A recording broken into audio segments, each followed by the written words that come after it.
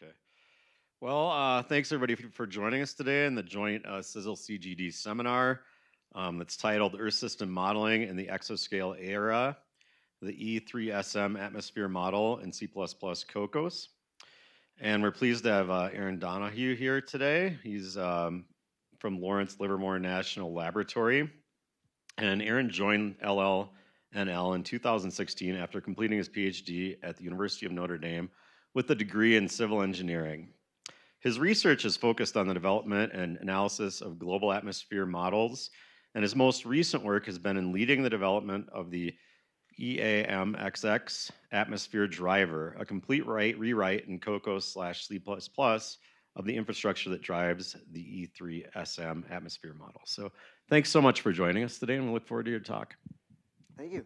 Thank you to all of you online and also here present with all of us for coming to my talk, inviting me to give this talk. It's always a pleasure to come to the Mesa Lab, so I welcome the opportunity to come and give a talk to all of you. So as the introduction said, my name is Aaron. I have a PhD in civil engineering, but that's actually a misnomer. I just did math, and they called it civil engineering. So I can't build an IKEA piece of furniture, so definitely don't trust me with a bridge. That's okay though. But I can hopefully build models, and so that's what I hope to talk to you about today. So I'm going to talk about EAMxx, and I'm going to start with sort of the first big question, which is why GSRMs? And so EAMxx really focuses on being a global storm resolving model. That's what GSRM is. And the main sort of push for this in terms of the Department of Energy and our focus on this really focuses on the fact that we know that at the subgrid scale, we have poorly parameterized models which limit our predictability. And so we wanted to make this push towards storm resolving in order to address that. We also knew, and I'm going to talk about this a little bit more in the next few slides, we also knew that exascale computing was on the horizon. This project started about 6 years ago, and so we knew, kind of looking forward, that we wanted to design a model that was really focused on the exascale future.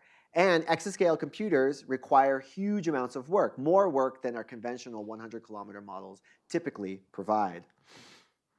And so again, why exascale computing? Well, again, because we want to be able to take advantage of the power of exascale computing to go to global storm resolving. And then this figure here sort of illustrates well what we want to sort of accomplish. So we look at, I mean, granted 100 kilometers is really the typical resolution, but this is from a figure from down here. So we go from like sort of the 100-kilometer scale down to what was typically considered the high resolution 25-kilometer scale. But we can see the dramatic improvement in terms of, at least in this case, what we're looking at is the surface altitude, so the topography representation in the model, by going down to the kilometer scale. And that's something we really wanted to be able to take advantage of. And so why GPU? So exascale computing is on the horizon, but what does that really mean in terms of the computing infrastructure? And so that's pretty well illustrated by this figure, which is just taken from the sort of evolution of the top 10 supercomputing list. And so going all the way from 2009 all the way up to 2024. The main takeaways I want you to take from this figure is if we look at the dashed lines, those are all CPUs. The solid lines represent any architecture that's mixed CPU, GPU, so heterogeneous. And then the shading, which uses the left-hand y-axis, is the percent representation of the top 10 in either category. So orange CPU, green GPU. And so the big takeaways from this figure, not even just focusing on the individual machines themselves, is that as we see from 2009 to 2024, we see a steady increase in the number of machines that employ some sort of GPU architecture in terms of the top 10. And we're all the way here at 90% with Fugaku kind of holding the line on having an all CPU machine still in the top 10. The other takeaway is that, well, actually, is this figure cut off? It's a little cut off actually here. It does go all the way down and show other lines, but that's okay because we still can see in the illustration that we have some machines that hit the exaflop, and actually we're missing a couple of them that are up here, so that's to be determined. If you download the presentation, you should be able to see it. But that's beside the point.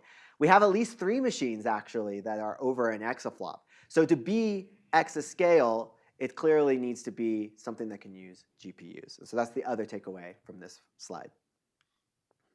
So this is sort of the outline of the talk now that I've sort of hopefully convinced you of the merits of going towards exascale computing and taking advantage of GPUs. What I'm going to talk about is the E3SM atmosphere driver. or the E3SM atmosphere model, which is written for running on GPUs. And really holistically, that involves a lot. So it is the whole atmosphere model, but there are components of the atmosphere model, each kind of treated separately. And so we have sort of the main goal, which is just, can we get an atmosphere model that can actually work on these GPU machines? So like in this case, we're looking at Aurora, Frontier, Perlmutter, Summit.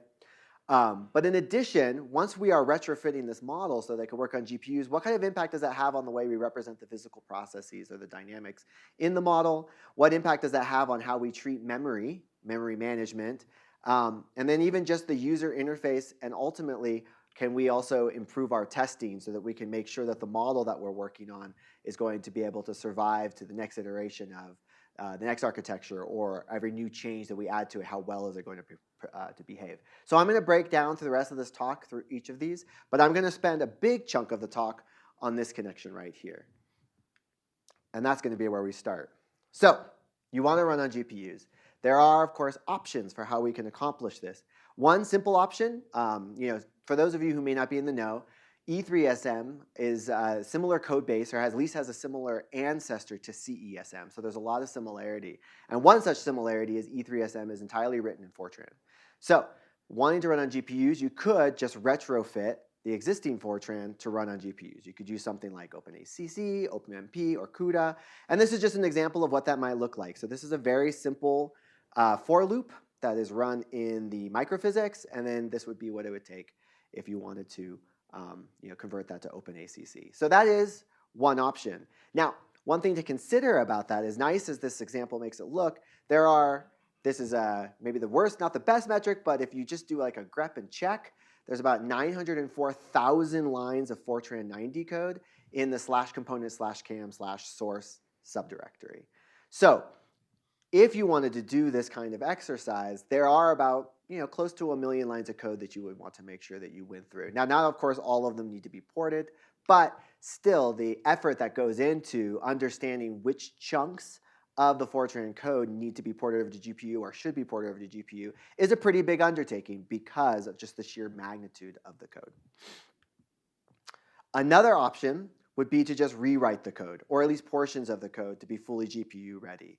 And this has already been done before our project began with the HomeXX die core. Home is the Dynamics core that was run in E3SM, and it was ported fully into C++ GPUs, or C++ Kokkos, and that was what the HomeXX die core became. And so piggybacking on that experience, we decided to adopt option 2 when it came to approaching the full atmosphere model. And one of the big reasons why we went this route is because we had this question.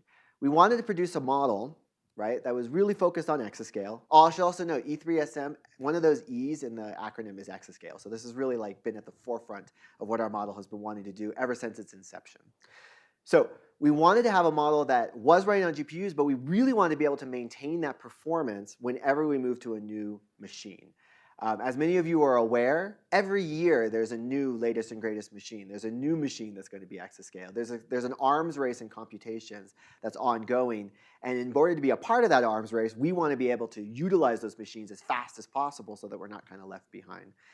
Similarly, in the DOE, we're sort of the biggest player in the arms race as far as the United States is concerned. If you look at the top 10, 3 or 4 of the top 10 fastest machines in the world are run by the DOE. The number 1 currently is a DOE machine. And so again, sort of the DOE mission to really be at the forefront of computations drives this need to be able to utilize DOE hardware the moment it's ready for us to use, right? So right now, Aurora just came online and is open to being used. We wanted to be able to jump on that right away. And so performance portability became a really key component of this. And what performance portability is this idea that you have a code that doesn't take a lot more work in order to pick it up and move to a new architecture or to a new compiler. And so there are ways to put performance portability into your code when you're putting these things together. And so I've already talked about a few of these. You can use compiler directives, which presumably will be able to talk just as well with different chips as they did with the previous chip that you worked on. You could also have general purpose libraries. So these are things like Kokkos. I kind of already hinted at which direction we went already in this talk.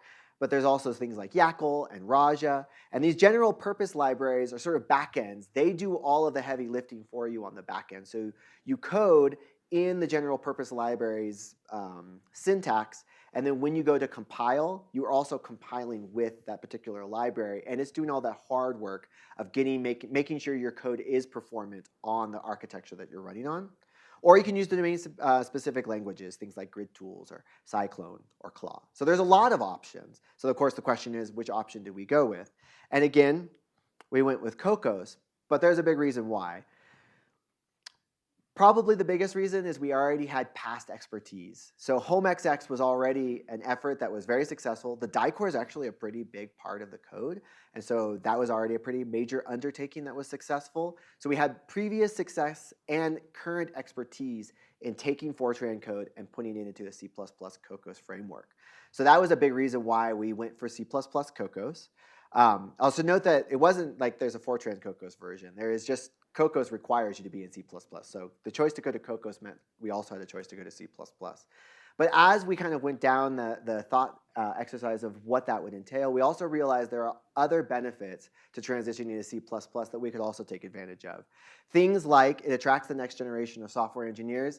Many of you might have had this experience as well, that when you have fresh grad students or fresh undergrads who want to come work with the code, a lot of them haven't had exposure to Fortran because it's no longer taught as readily in school, right? But C++ really is at the forefront, especially now with the AI being the most important thing. C++ really is pretty prevalent, and so it helps for a recruitment in order to be in a coding language that they're more familiar with. Better compiler support from vendors. Again, C++ just has more support. And this might also be in part because of the AI the AI needs or the AI uses, and they're using C++, and so the vendors are very readily happy to help them, and so they help us as well. And then we can do things like object-oriented programming. So we could rethink the whole way we design a model. I'll also add this added bonus. We got to rewrite the whole code from the ground up. And for our part, we got to reduce the number of lines of code by about a factor of 10, which to me is just exciting. Like, for all of you who use GitHub, if you look at the number, there's like the plus, how many lines you've added, how many lines you've taken away. You should be really happy if your negative is even more, because you've made the code simpler for someone else down the line, right? So we've done essentially that. That is not because C++, by the way, allows us to do less code. It's because we got rid of a lot of legacy code. There's a lot in the model that isn't really even used anymore, and we did not put that in our model. So what does it look like? What was our strategy? So this is real code, and this is the part where y'all get to be very afraid and be like, oh my God, I was afraid this was going to be in the talk. It is in the talk. There's code in the talk. So that's what it looks like. We use templating and abstract on-node parallelism, which are two things that C++ provides.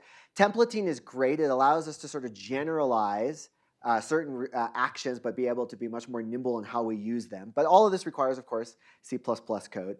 But perhaps what a lot of people would be really interested in are the highlight sections where we're looking at Kokkos code and an example of, whoops, I think I just pressed next. Oh, I didn't do anything. This thing called SPAC, right? This is really confusing because there's actually something called SPAC, which is like a way to build stuff. That's not what this is. This stands for small pack. So very good uses in the language there. But these are additions that we've added to the code, which do add actual more complexity. So this is what Kokkos looks like. This is what a parallel loop might look like, right? So these two sections there. And SPAC is a type of vectorization that we put into the code in order to make it still performant on CPUs instead of just GPUs. But I want to note that Kokkos is only one of these such options, right? So I'll reiterate that you could do something like YACL or Raja. But Kokkos is supported by DOE scientists, so it's been very helpful for us to go that direction. Now, there are downsides to switching to C++, so it's not all wonderful, but any transition, of course, comes with its own share of pain as well. And as I noted, I said that we reduced the whole code by a whole factor of 10, but then if you go to like individual places in the code, it turns out we actually kind of increased it, right? So this is the same loop in our code, but this is what it looks like in Kokkos C++, and this is what it looks like in Fortran. So you can see that this actually does look a little bit more complicated. And so there is essentially a sense of growing pains that you have to go through as you transition between, say, going from Fortran to the C++ Kokkos. Now our hope is that this complexity is not prohibitive to new scientists or existing domain scientists who want to make this transition to the new code base. That is left to be determined because we don't have so many external users yet in the code. Although I can speak from just personal experience myself, having to transition from Fortran to C++ as part of this project, and having a few of my colleagues who are also Fortran domain scientists who have now had to make the switch to C++ Kokkos.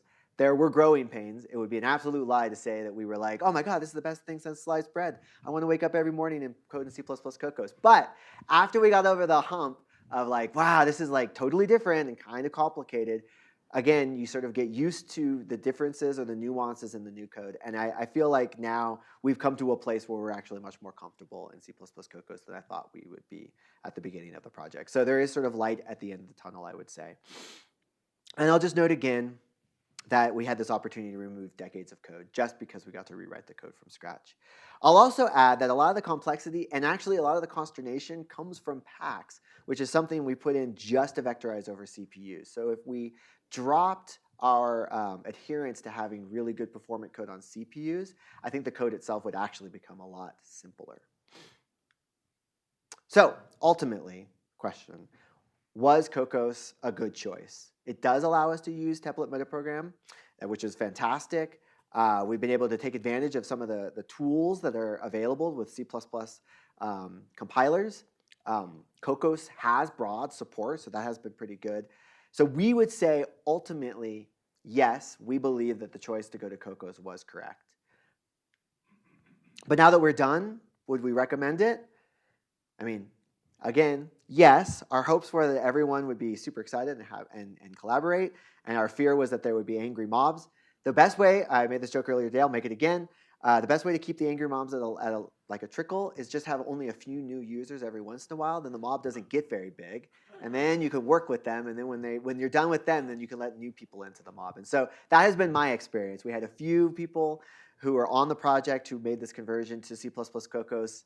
They were maybe an angry mob for a few days, but now they've since come around, and so we're ready to build up to bigger angry mobs. But I honestly believe that any transition is difficult, but it can be done, and I don't think that the transition to C++ Kokkos has produced code that is absolutely a barrier. There is just a learning curve that comes along with it. I'll also note that after our experience, the rest of E3SM has also come online. Many of you may have heard of the Omega project, which is going to be a rewrite of the Ocean model, so a similar effort but for the Ocean model, rewriting that in C++ Kokkos. And we're working with them as well as sort of external advisors to help them understand what we went through. And my hope is that we'll actually learn from them, because now, many years later, their new, fresh perspective on their experience might help inform us on how best to go down this path, right? Because we had some things that we had to work through as well. So I'm going to kind of finish the topic of just porting to GPU by noting that this is an effort that's not just been done by E3SM, it's been done by a number of models, and actually a lot of them have gone many different directions. So I mentioned all those different possibilities, and you can kind of see a taste of that throughout all of these models that are going to a kilometer scale. I will note that there is some chance that Icon might adopt the Kokkos RRTMGP model for radiation. So then Kokkos C++ might make its way a little bit into the Icon model. So we'll see. But yeah, this is more to just say that although our experience is almost entirely with C++ Kokkos, really it's what's best for you if you are also thinking about going down this path towards GPUs. What makes the most sense from the resources you have, kind of your customer base, and exactly what you hope to accomplish. All right. So now I'm going to move a little bit into the nuts and bolts of the model that we built, that we call EAMxx. So first, I'm going to kind of take us all down memory lane. Ooh, I hope these show up. They will. Good. We're going to go down a current, just like what is a time step in the current EAM. And a lot of these terms you guys will recognize because it's the same time step as CAM.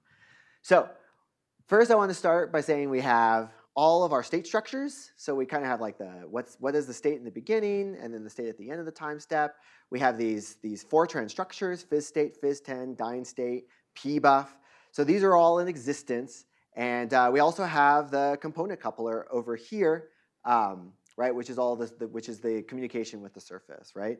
And so if we were to go through a atmospheric time step, well, we would start by bringing in data from the coupler.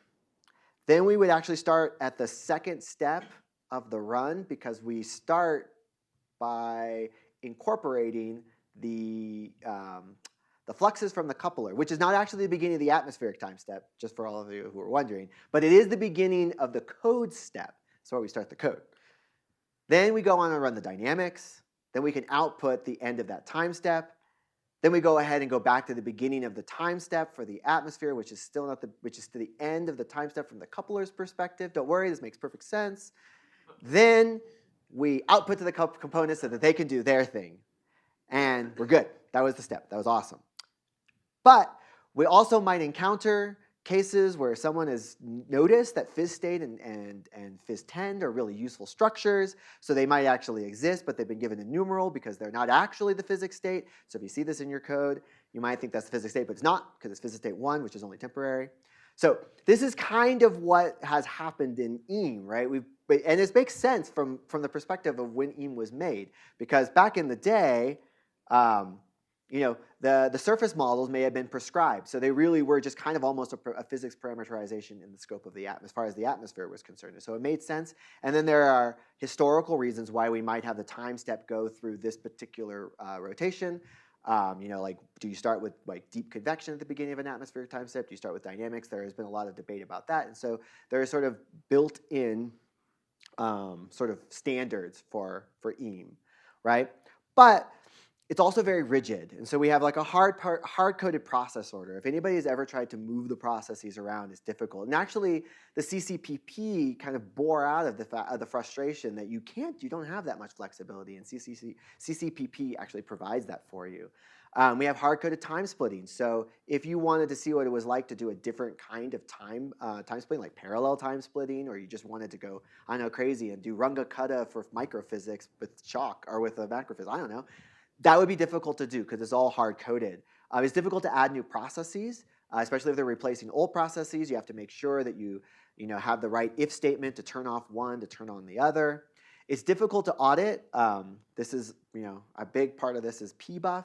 Pbuff is very useful, but it's also very opaque, and it's not always clear what exactly is in pbuff and where it's being used. I myself, as a postdoc, worked with pbuff a lot, and I got very good at grepping and then searching through greps, because that was the best way I could figure out to get through pbuff. There might be better ways, but that opacity can be kind of difficult when it comes to debugging. And this will come up for talking about testing, individual pieces are dependent on the model. So if you want to test a small piece of the code, you might still need to build phys state, phys tend, dyne state, pbuff. Even if you don't intend to use them, they're necessary components in the code itself. So to test it, you would have to build those just to throw them away. And so all of these things that were in the code, we saw this opportunity to see if we could do better this iteration around, because we were going to build from the ground up again. And so this is what we've essentially created. And of course, it's a little unfair because it's the code that I built on. I made the guy look really happy, and then I made it look really simple compared to the other ones. But my hope is that in the next slide, I can convince you this is actually true. We hope to have created a simpler code from the perspective of all of those mechanics I just talked about. Absolutely, it's C++ code. If you read it, it wouldn't necessarily come off as simple. But this idea of hard-coded processes, we took that away. The idea of it being difficult to audit, we built in all of these ways to sort of probe the code and probe what's happening in order to better understand what's going on and better debug it. The ability to do unit testing by making everything independent of massive structures, that's also built in. So we have interoperability for the atmospheric processes, and they're all independent of each other. And we've sort of just increased the sheer number of runtime options that you can do at runtime, essentially just giving more power to the user in case you do want to do something really interesting. You just want to see what happens if you switch the order of a process or change the time step algorithm, because you may want to. So what this looks like in a schematic, what we have, we sort of broke it down. We have this atmospheric driver, which is the brains of the whole operation. So the atmospheric driver really just cares about managing data, so moving variables around to wherever they're needed and communicating with the component coupler so that that information can get out to the surface components and bringing that information in. But other than that, it has no idea what it's doing. It doesn't even know it's an atmosphere. I mean, except for the name, because it says ATM in the name. Other than that, it has no idea it's even an atmosphere. It really is just a manager. And this is what it manages, right? So we have the time stepping, and it manages all the processes that we've asked it to manage, and then it manages those fluxes. And it also manages input and output. And because it's completely agnostic to all of these other pieces, we are able to turn these into things that can be done, can be actually handled at runtime or can be prescribed at runtime. And so one big part of that is we created an atmospheric process class, and this is where we take advantage of C++ templating. And so every physics process and even the dynamics, from the perspective of the atmospheric driver, is the same, is it's an instance of the same generic atmospheric process class, which has the same arguments that come in and the same arguments that come out. And what that means is we can define any number of atmospheric process classes we want on our own, and the driver can treat them all equally. So if we need to reorder them, the driver is perfectly happy with that because it's not looking for a deep convection atmospheric process or a microphysics atmospheric process. It's just looking for an atmospheric process that has been assigned that name because I asked it to. And that's not even hard-coded. That's a runtime option. And because of that flexibility, we're able to then bake in this, the ability to have the physics processing order be a runtime option. We're also able to test in general atmospheric process classes for the same properties that all physics processes should have. So we can do generic testing, and then we can tunnel down and have specific testing for specific processes. There's a lot of other cool stuff we can do with it, but I'll leave it at that to say that as an illustration of where the templating really is really powerful. So what that looks like over here is you have just, as far as the atmosphere driver is concerned, there's process 1 and there's process 2, because it's the first process that's been asked to deal with and the second process that's been asked to deal with. And there's an interface. So this is the only place where you have to use EAMxx specific code because you have to speak directly to the driver. And so each process just needs to have a defined interface, and then underneath that interface is the process representation, and that can be anything. That can also be Fortran code or Julia code or anything. As long as you can bridge to it from C++, you can call it. Now I will say that if it is anything that's not performant, then your run is not going to be performant. But it's up to you. And so I will, as part of our process of developing this model, there were bridges because we wanted to start with known Fortran and then see how things go, and then we slowly got to C++. So we were not performing in the beginning, but that's okay. So we were able to do testing that way. So that's another power to this. The other big thing we have is the field manager, and the field manager replaces phys_state, dyne_state, phys_10, dyne_state, phys_state, I don't know which ones I've already said, all of those, plus pbuff. It is the central repository of all data that needs to flow through the model. So all variables are fields, and again, fields are a generic class. So every variable is an instance of a field, but we can have universal operations that act on all fields. So we have property checks that act on a field, and then you can define the property check. So you can say, I want a property check that makes sure that my variable is always between 2 values. I don't have to hard code that for temperature versus water vapor because the fields are always a field. So I can hard code that just to fit for a field and then define those on a per property check basis and then say I want that to be for whatever is called temperature, and it works. Right? So it, again, gives us this flexibility to have these very powerful tools that are universal for all of the for all of the fields in this case. It also allows the driver to not know about variables. It just knows about the field manager. And so in that way, we can populate the field manager with whatever variables we need without having to know ahead of time what variables we would have to hard code. So going back to like dyne_state and phys_state, it's pretty fair to assume we need temperature, so it makes sense that we might hard code that. But if you go into phys_state, you might see that there's maybe 3 representations of pressure because at the time it made sense to just do the calculation on pressure, like log pressure or something like that once, and then use it wherever you are. But what you see is a big bloat in the number of variables. In our case, every process tells the driver what variables it needs and intends to use, and then at the very end of initialization, the driver collects all that information and comes up with the minimum set of variables that it needs to make populate the field manager with, and that's all that's created. And then it just passes pointers to each process for the variables it needs. And then everything's it's insulated, so the processes don't have access to variables that they shouldn't have access to. They only have access to the variables they've asked for. And it also minimizes our memory signature, which will come into another slide later on. Okay, so there's also another turn called Scream. So now I'm going to explain what that is versus EAMxx.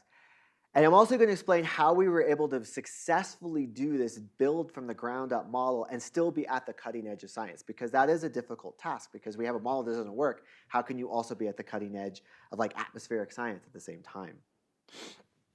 So as first, I'm going to start by saying, what is the difference between Scream and EAMxx? So Scream stands for the Simple Cloud Resolving E3SM Atmosphere Model, and Scream is the 3.25 or the kilometer scale configuration of EAMxx. And so this is really the physics. So Scream just stands for using shock macrophysics, P3 microphysics, RTMGP for radiation, etc. So all of the dynamics and physics that we intend to use when running at the kilometer scale. Whereas EAMxx is the actual nuts and bolts. It's the code itself. And it can be run at any resolution. It's not designed to only run at kilometer scale. It's just designed to be an atmosphere model that can run on GPUs. And that's what this looks like. So all of the you see in the really pretty pictures, that's Scream. And I'm not going to spend too much time on here, but you can see what all the different parameterizations they are. Now, the benefit of that is that Scream could also be developed on the Fortran side, because it is really just a development of the physics. It's just trying to run a global storm resolving scales, right? So at the beginning of the project in June 2018, so almost 7 years ago now, we sort of branched our project into two pieces. Domain scientists who were eager to start looking at what happens when you go to kilometer scale, they began development in the Fortran version of E3SM on the different physics parameterizations we intended to run. So we developed shock, we developed a Fortran version of P3, and so that is this top, oh wait, very bad about that, that's the pointer. That's this top line here. And in tandem, so in parallel, the software engineering and development team were building up the C++ Kokkos infrastructure. So we began by building the atmosphere process, the atmosphere driver, the field manager, which really was not related to what was going on up here.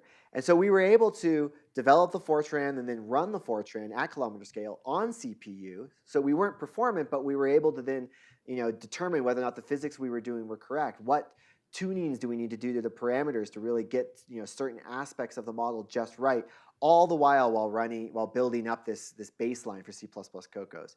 And when we were ready, we started porting the Fortran directly to C++. And we did extensive testing to make sure that that was bit for bit. And so what we knew then was that the only difference between these two models was the driver, but not the parameterizations. And so we had a lot of faith that the science that we did with the Fortran model would translate to the C++ model. And then, essentially last year, when we finished the doubly periodic and the regionally refined model configurations in C++, there was no longer any need to support the Fortran version of Scream. And so we dropped that. And so that's when we officially went to C++ Kokkos all the way.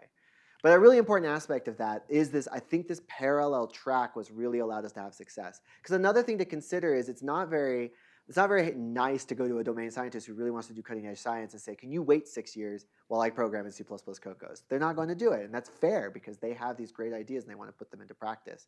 So the ability to let that evolution occur, go the Fortran way and really cutting edge science that way, as well as doing the C++, I think allowed us to be very successful. And then just bringing them on board, porting their code over to C++, and then giving them this much faster model. They were so excited when they finally came over to C++ because then we gave them access to GPUs and they were able to push it even further.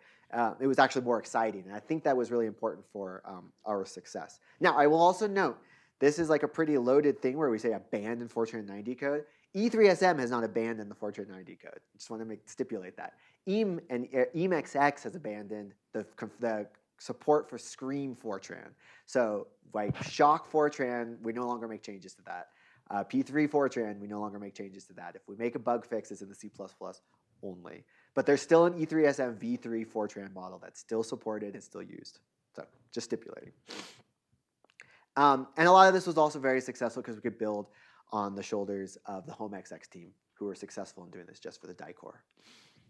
Okay, so I've alluded to this before, but memory becomes a big issue as well.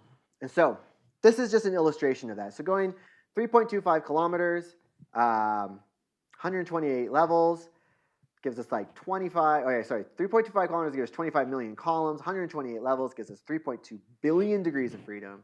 So just output alone, we're looking at a 2D field costing about 13 gig, and a 3D field about 1.65 terabytes per field. So then the NetCDF is huge. And then if we want a restart file, because we have to put that on the dynamics grid, that's 4 times bigger. So we're looking at like 7 terabytes per field per restart file. So quite insane. Not to mention all of the memory we have to put on node in order to move this data around. So this is another thing we had to tackle when we went this direction. So if we go back to the original EAM code, we had these hard-coded persistent variables. We had fist8, fist10, dyne, et cetera, pbuff. That was going to be a problem because, as I said, you might go into dyne state or fizz state and see that there is the same kind of redundancy in a variable because it just made sense from a computations perspective to not have to redo the same calculation over again. We can just store it once and then use it throughout. But when memory becomes a problem, instead of the computations, and I note that GPUs are so fast that computations actually become a lesser problem in this case, then you have to go back and think about, is that something we want to do? Also, there was hard-coded restart variables, and so like the restart file was as big as it was always going to be, even if we didn't need, say, 20% of those variables. And when you're looking at almost 2 terabytes per 3D field, that's a really big storage cost that we wanted to also mitigate.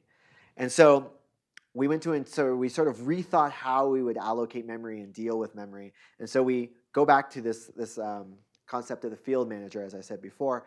The field manager only allocates persistent variables that are actually used because of the template programming and the fact that every process registers which field it needs with the driver. The driver is able to determine the smallest possible list of fields that need to be allocated on the actual node. Similarly, the restart files, the restart variable list is determined at runtime. Again, because we have all that information right there in the driver, we have a routine where the driver goes through and says, at the beginning of this time step, what needs to be in memory, and that's what I need as a restart. Anything that doesn't need to be in memory, say it's created by a separate function or a separate process and then used later, that's not put into the restart. And so we know that our restart files are as small as they possibly can be, again, saving on storage. We also went into this memory buffer approach when it came to temporary memory. So processes have a lot they need to do, and then not all that needs to be in persistent memory, of course. So what we did is, and this is actually supposed to be colored, so the box is supposed to match everybody's thing, but unfortunately, small, medium, large box. So you have all these processes, and some have a light touch, and maybe some have a heavy touch of variables that they just need. They need to create temporary variables in memory on node just for a moment, but then they're okay getting rid of it. And so we created this memory buffer, which again, every field or every process tells the atmospheric driver how much temporary memory, maximum temporary memory it expects to need. And then what we do is we pre-allocate that into a somewhat scratch space. And then we give the pointer back to every process to the beginning of that scratch space. So they're guaranteed to have the memory they need, but no more. And we have no chance that we over-allocate memory because we have these sort of like disparate chunks of memory being used for temporary variables. And this was another way that we meant to mitigate all this on-node memory that comes from running at these scales. Output becomes another major issue. So same numbers, looking at that output, and that's a lot, right? But for science, we don't always need the full global output. A lot of science is done by taking the global output, post-processing it to something you do need, and then doing the science there. And the global output is just sort of a means to an end. Matter of fact, actually having to process massive global output is in its own way a time sink. So we incorporated into the I/O sublayer ways to manage your output depending on what you needed. So you can produce output at a set of distinct points. This is another runtime option. Say, for example, if you wanted output just at ARM sites because you were going to do a validation there. You can do just regional output. So you can just choose a section of the globe and say, I want that as output. Of course, just a smaller signature. And we have online coursing of output that just basically follows the same routine as NC remap. So you can go take 3.25 kilometer simulations and maybe output on a 100-kilometer mesh. So if you're doing sort of long-term or core statistics, maybe all you need is that. And that also significantly reduces our memory footprint. And another thing that we are actively pursuing now is how can we use compression to manage all of this data as well. And so this is just an example of one approach. This is Charlie Zender's work. So this would be with bit grooming or bit rounding. And it just shows the level of compression ratio you can get just by using some of these lossy and lossless compression approaches. And this is something that we're of active research as a current project in E3SM, looking at exactly what compression ratios we would want to employ. And another big part of that is, just to note, is that AI really wants, like AI training data sets, they really want a lot of really high fidelity information from the atmosphere, but that of course really grows. And so we're looking at what does AI really want? Can compression give us data that's still very valid and useful to them, but also be on a small enough storage scale that they can actually use it, or we can store it for them. So that's another driving part of this, is how can compression make it easier for us to provide data to AI stakeholders. Okay, so then there's the user interface. Now I'll go quickly through these next two. So C++ does not support nameless, so this is another possibility for reinvention. I will also note, though, that my experience with nameless, if they get long, is that they can be very difficult to parse because they are just lots of text, right?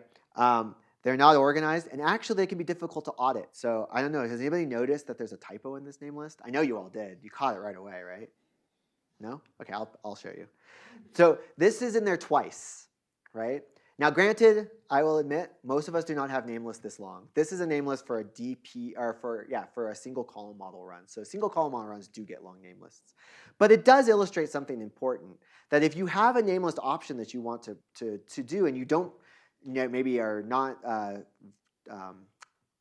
thorough enough, and you don't notice that it's already in a name list, you might just add it to the top, and it's unclear which one of these options the code is going to take. But you might think you're getting 6 when you're really getting 3. And when you're trying to debug or figure out why things are terribly off, you're not likely to go to your name list and blame that. You're probably going to think something much more fundamental is going on. And so this is a fairly easy user error that could be also mitigated. And so what we did was we switched to a YAML format.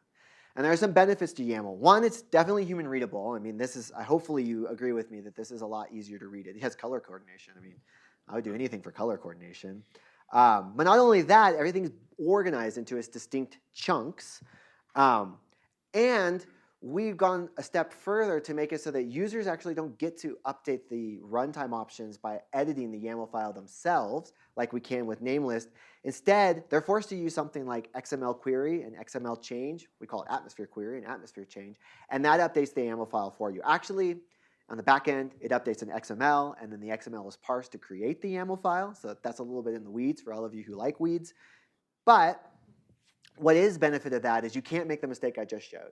Because once you do, just like with XML change, once you change it, that's it, it's changed. If you do it again, it'll update the one you just changed. You don't get to have repeat offenders of that as well.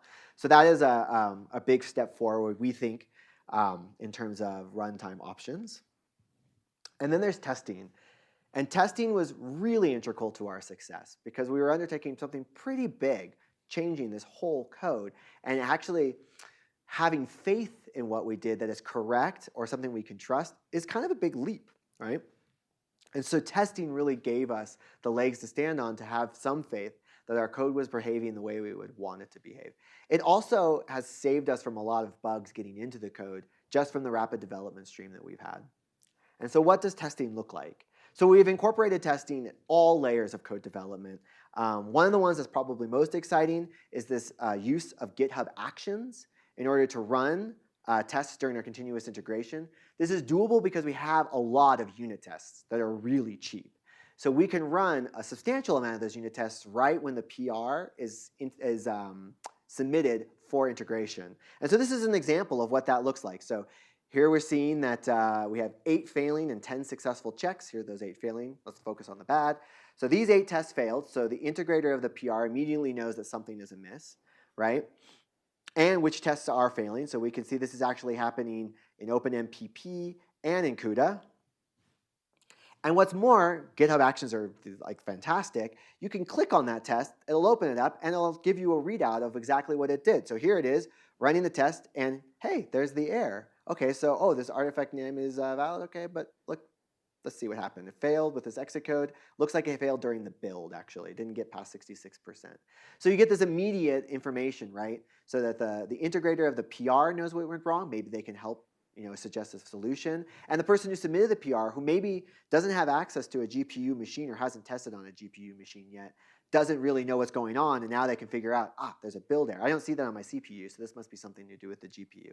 So again, this also slows down the chance that a bug can get into the code, because right at the forefront, we don't integrate any PR until it's passed through our CI. And then, of course, as a second layer of protection, we have our nightly testing. And so every night, I think that CESM does something very similar. We run a series of nightly tests. Some of them are quite robust. They're all like through SIEM.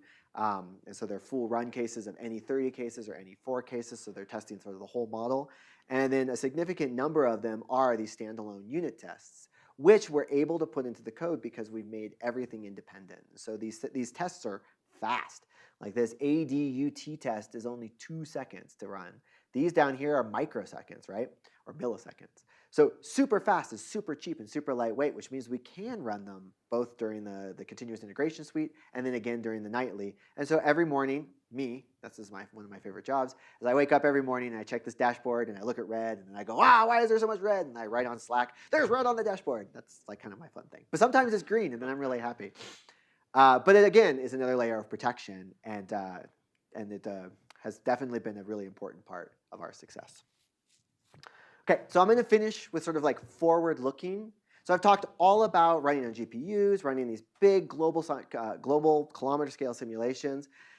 But the reality is taking advantage of GPUs or even running at GSRM sort of configurations doesn't mean you have to run these huge, expensive global simulations. A lot of good science can be done on a smaller scale. And I'm going to show 2 examples of that.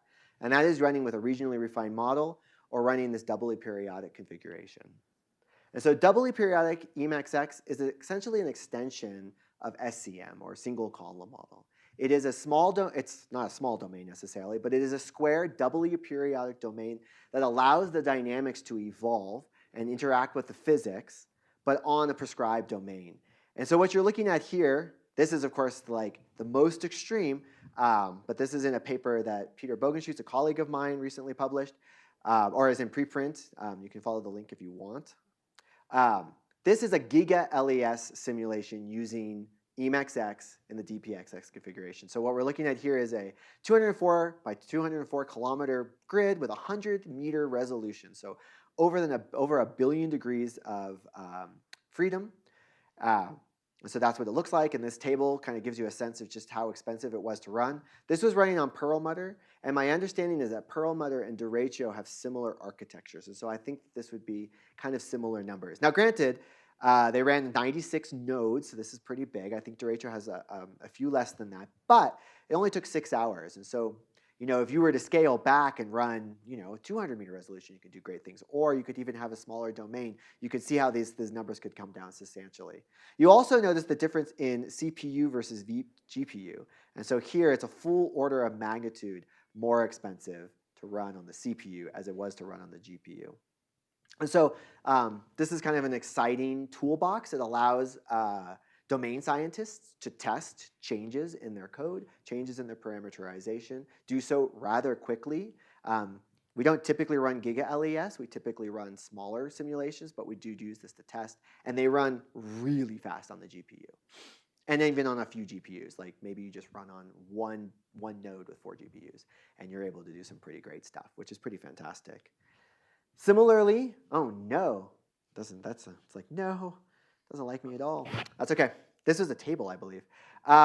Similarly, you can run regionally refined modeling configuration as well. And so this is really, can you extract that kilometer scale, of course, resolution, but just in a domain of interest. And this is something that we're also actively doing. And so again, Peter Bogenschutz and his postdoc, Jixi Zhang, have been doing this with California.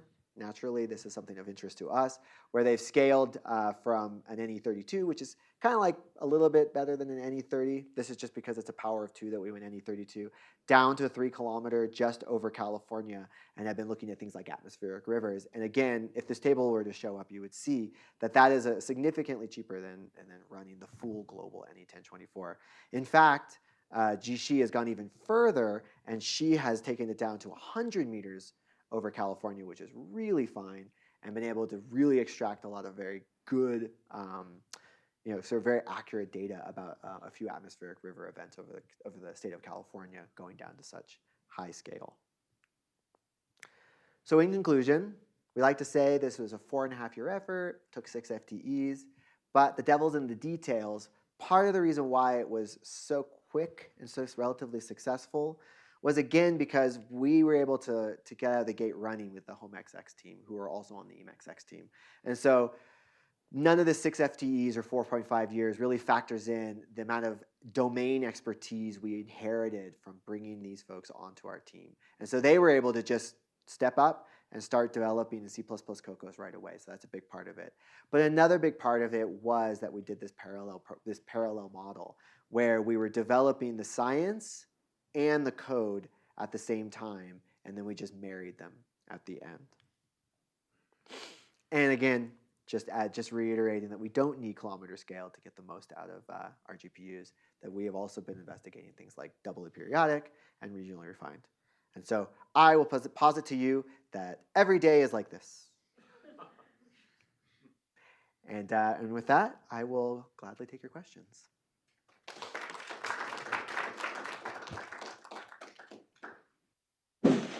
Okay, any questions for Aaron from the audience? Go ahead, John. Hey, great talk, Aaron. So you took a clean slate approach. Yep. Any thoughts on taking an incremental approach, having the Fortran call in to optimize Kokkos kernels? I think it's doable.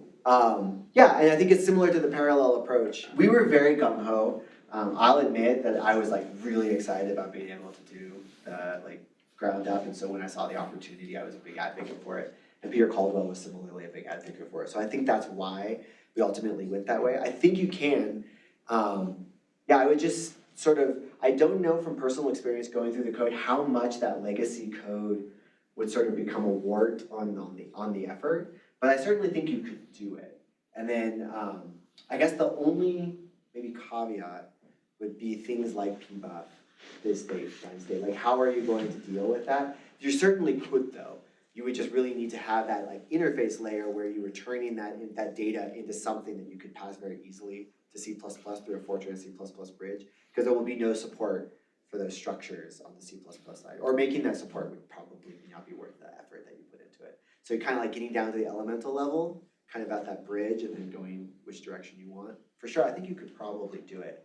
My other thought on that would be the CPU to GPU data transfer is a big part of the expense. So if you're going that route, you're most likely running on GPUs for a process, but then you have to transfer the data back to CPU so it can be brought through the driver one more time to do these handoffs. And that could be the expense. That could be the bottleneck that kind of makes it a difficult thing. Although maybe with like I don't think, is it the A100s, Brian? Yeah. Which one has the shared memory? The MI300s, but even the new H200s have the fast NVLink, so we're looking forward to that. So maybe that's going away, because I think that there are chips now where the CPUs and GPUs share memory, and so maybe that's the pathway that kind of at least breaks that bottleneck away. Thank you. Yeah.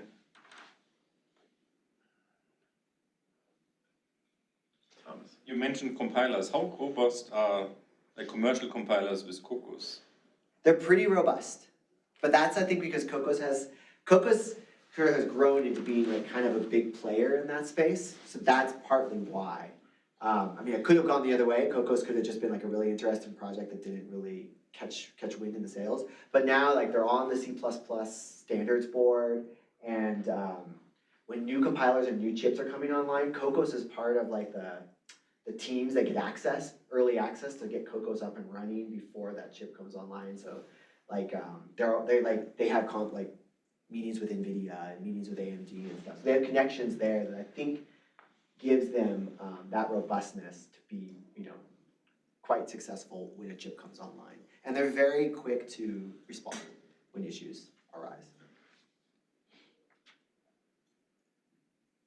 Anything else? Any online questions at all, or? Okay, so I have we'll go ahead, or I'll take one. Just, everything sounded like it went pretty well. Upon reflection, is there anything you would have done differently in this project? Yeah. Okay, so it didn't go all well. I'm glad that you think that, because my talk was successful. Yep. I mean, so it did go well because ultimately we achieved our goal. Right. But of course it was difficult. Would they do things differently? I've thought about this. I don't have anything tangible to say, but I think there were a lot of lessons we learned along the way. Maybe I would have been, so part of me wishes that we were maybe a little bit more careful about making sure that the new driver and the old driver did look a lot alike. Not from a coding perspective by any means, but just from sort of the computations they did. So we did just not do bit for bit testing between drivers. We did it through the processes but not drivers. And there were bugs that we found in the driver that I think we would have not had we been a little bit more true to what the old driver did. So I would say being a little bit more careful about that and being kind of less zealous about the old driver, we can get rid of that, maybe would have been a smarter move. And then similarly, the code, the porting between Fortran and C++ in the beginning, we tried to be very general, and I think maybe we didn't have to be so general. We had boilerplate code. We had a boilerplate generator. And so if you look at the early ports, like the Shock and P3 port, they're a lot more complicated than they probably need to be. But honestly, going back, I don't think we would have made a different choice because we wanted to be very careful at the time and kind of had to learn where we could cut corners and still be very successful, and that just had to come with time. I think those would be the two kind of the things that I would personally change. But I think if you ask other people on the team, there would be other things that they might have opinions about for sure. Maybe also the choice to not do deep convection. This is probably something that other people have looked at too. We are actually still seeing some issues. We assume that at 3.25 kilometers, convection would be just fully resolved and would be great. But there are some issues that we're seeing in the convection, and we didn't port the deep convection over. We're doing that now.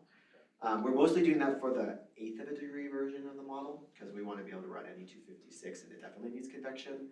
But I'm curious to see what would happen if we ran through 3 kilometers with deep convection turned on, if that would actually improve anything. But I'm not. That's actually a little bit out of my range. But All right, thank you. Any final thoughts or questions?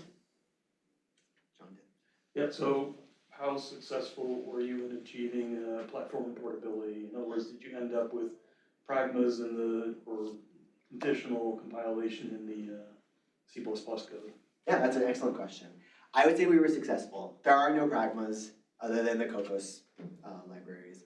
I would measure our transition to new machines as being, I think, rather successful, not very expensive from the perspective of time.